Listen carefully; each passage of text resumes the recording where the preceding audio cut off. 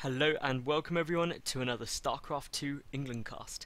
Today I have got game 2 of a best of 3 from the 4PL tournament, and anyone who's watched game 1 is going to be a little bit confused. Why am I casting this on my own? Well, as you can see here, as NoXOuT saying regame, it's because my lovely co-caster Pughy, he got knocked out.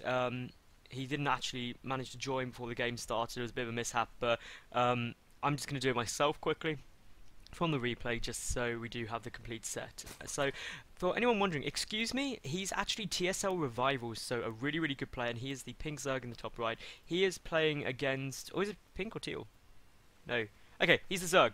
Anyway, we've got the red Terran who's NoXOuT in the lower left. Both these players really good. The map's Cloud Kingdom. What can we expect? Well, from the Zerg, we're gonna see a 15 hatch, 16 pool. Almost certainly, it's the done thing. Meanwhile, from NoXOuT, we'll probably see. Well, he's got lots of options. I mean, the current metagame is actually to go 1 Rax into Command Center against Zerg, just because it's so likely they're gonna go for that 15 hatch. You can afford to get that Command Center out super quick, stay on equal bases, and really put the Zerg either in a position where they have to 2-base all in, or try and take a third. And obviously, if the Zerg is taking this third base, especially on Cloud Kingdom, you've got, well, 2 very good routes into the third, also a good route into the natural.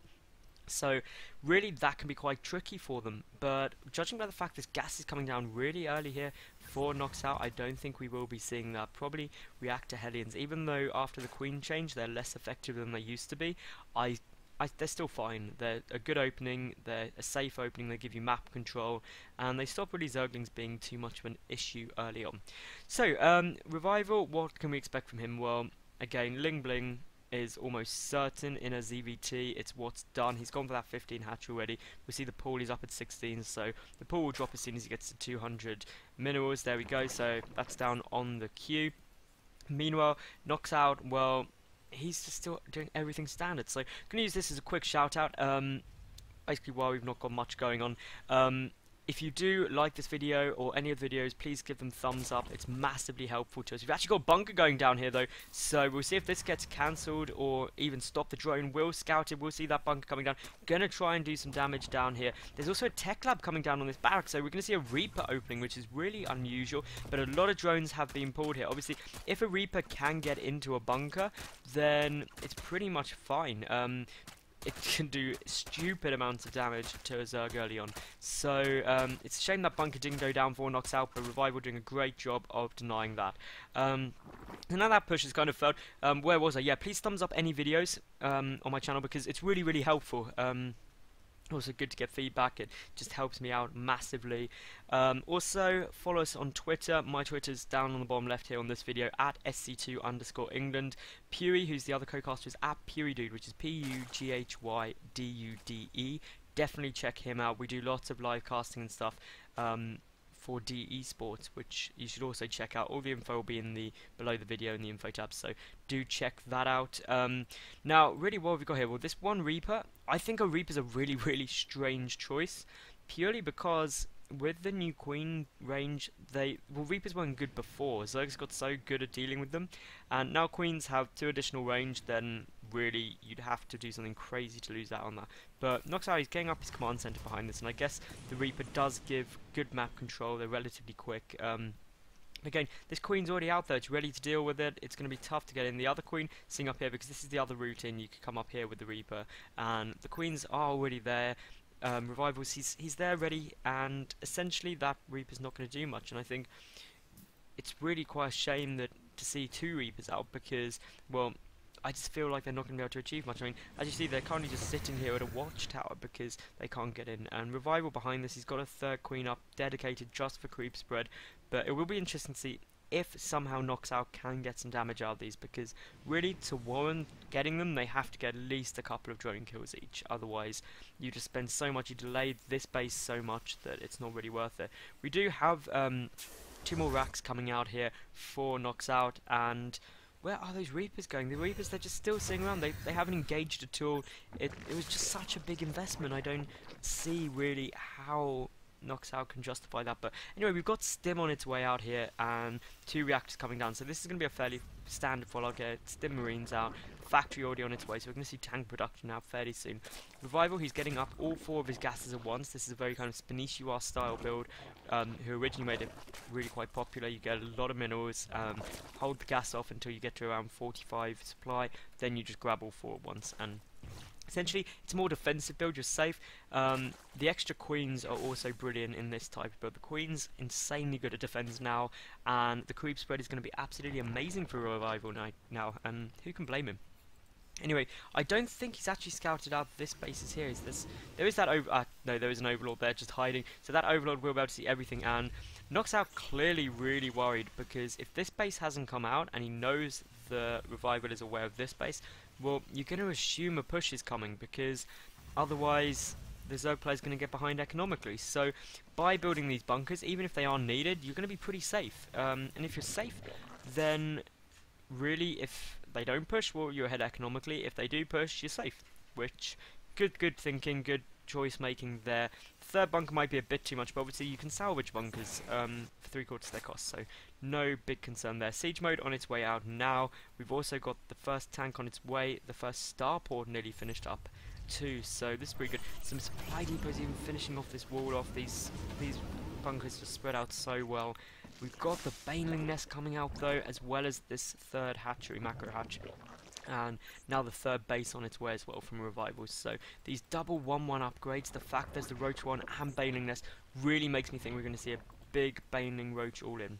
And we will wait and see, but that would be my prediction. It's not really an all-in because the third base is coming down, but a very, very committed push to try and do some damage. The Infestation Pit also coming out here from Revival, so essentially he's just getting everything, which is a good approach. If you don't know what you're going to get, just get all of the tech buildings, and then you can build whatever you want to. This third base really is critical, and it's going to essentially force this third command center out of NoXOuT. If that doesn't float down or isn't able to stay up, then obviously it's good for Revival. If it does get down though, then NoXOuT is going to be in a great spot. He's going to stay on equal basis. If we look at the economy, 42 to 61, which looks quite good, but when we start looking at the income, well, mineral income is actually in NoXOuT's favour quite considerably, so that in itself isn't too good for Revival, but hopefully he'll be able to come back, put on some big pressure. He's getting that Baneling speed and road speed as well as pathogen glands, so nothing ever looks like a huge push more than this. We've got great creep spread coming out. This is from the bonus queens essentially. Getting those extra queens early on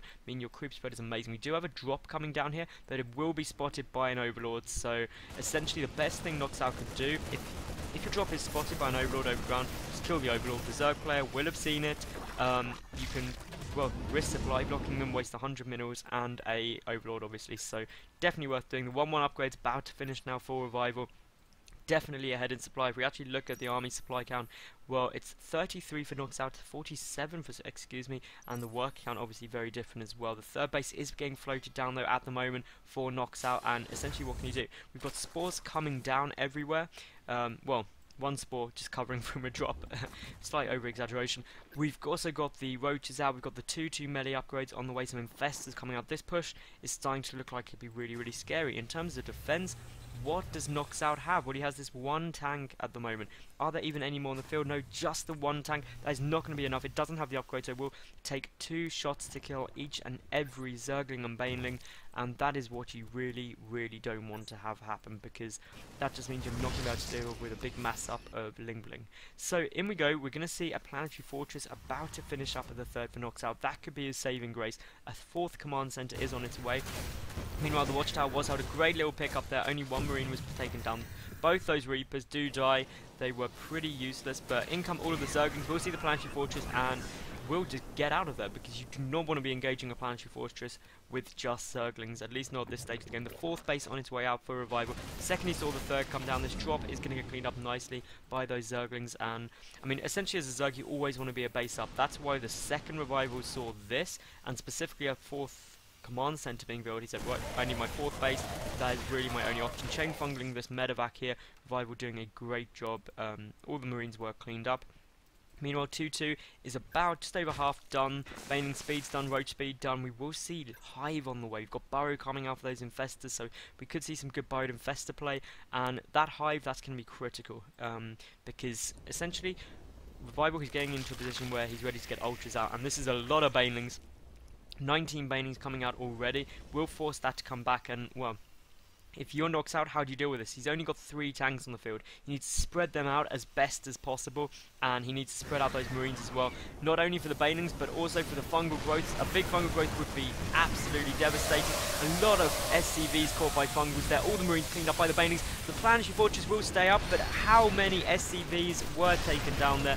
I do not know right now. The push has been held, but 20 SCVs taken out from chain fungling them. Absolutely great move there by Revival. And if we take a look, it's now 45 to 72 workers. If we take a look at the income tab, that is putting things very nicely in Revival's favour there. Very nicely indeed. So, essentially he's in a great spot. Get some more good fungal growth on this tank marine ball. The Zerglings are following up. We've got Adrenal Glands on the way. The Ultralisk Cavern on the way. The 2-2 upgrades are finished. 2-2 Lings with Adrenal Glands are pretty scary. 3-3 I'd imagine will be out any second, at least starting. They take so long to produce the, well, you've got to start them off pretty damn quick.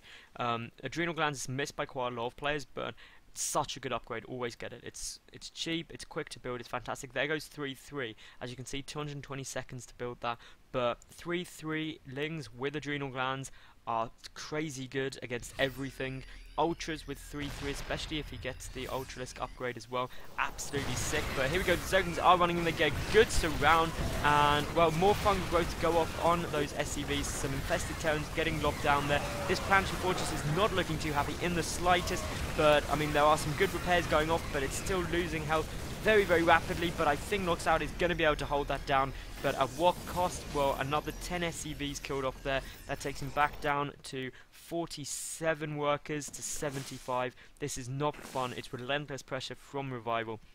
Revival, he's really on the money. Adrenal Glands is about to finish up, but there's a push coming out here at the moment from NoXOuT, and he's going straight for that 4th base. He doesn't want that to come up, and essentially, how can Revival defend this? Well, he doesn't have enough banelings out. He doesn't want to be engaging just Zerglings. He needs to pick up as many of those tanks as he can. Adrenal Glands is now finished, so he absolutely slaughters 2 of those tanks so quickly. A good fungal growth on the Marines. The medevacs are not able to out-heal it, but some more reinforcements are on their way, and suddenly this 4th base for Revival is not looking too happy. The tank is in a great position. The Marines are spread out quite nicely. Some fungal growth do go off, only getting 3 Marines, which is less than ideal. Great transfuse goes off on that Infestor as well. You want to keep the Infestors up so they keep banking up that energy. And just a stream of Zerglings coming in, that tank will go down. And, well, we will see Revival does manage to hold it. Did he lose? He lost 3 workers there. If we look at the loss tab, I mean, yes, more resources lost by Revival, but you don't expect to engage too cost effectively with Zerg. Anyway, a 5th base now on its way down here for Revival. The 4th command center is there, but look at the creep spread. That is not going to go anytime soon, so really, where can Revival go? We do have a drop coming down in the main here, but to be fair, that didn't manage to do much at all. It got 1 worker. That was it. Meanwhile, if we look at the unit count, 5 tanks, 34 Marines, that is all that's out for the moment for NoXOuT rather. Revival, on the other hand, he's at 83 Zerglings, 7 Infestors, and that's actually it. He's getting 4 Ultras out now. He's still keeping his money low though, so needs to be careful. Needs to start thinking about, well, how am I going to deal as this Marine tank force gets bigger? It's 2-1 Marines and 0-0 tanks against 2-2 Zerglings with Adrenal. And here we go, big engagement coming in. All those tanks, look how quickly tanks melt to 2-2 Zerglings. They are now 3-3 Zerglings with Adrenal Glands. They are going to absolutely melt everything. That Ultralisk is in there as well. More tanks getting taken out. They just go down near instantly to these 3-3 cracklings. And, well, what can NoXOuT do now? He's got to be really careful. This base is critical. If it goes down, he's going to have problems. But it looks like Revival may actually just say, well, I'm just going to go straight for your natural. And that's game. NoXOuT just leaves. So I do hope you enjoy that. If you did like the game, please give it a thumbs up. Please subscribe to the my YouTube, that'd be awesome. If you did like the game, casts are up daily, so there's always new games coming in. Also, there should all be in a playlist with more 4PL games, so you can check all of those out. Lots of casts with Pughy as well. Also, Antic Attack, I put all the tournaments in playlists, so they're easy to find. But yes, any comments, please leave them below. Follow me on Twitter, which should be on screen now. Subscribe, that'd be awesome. And most importantly, I hope you did enjoy, and come back again. Bye for now.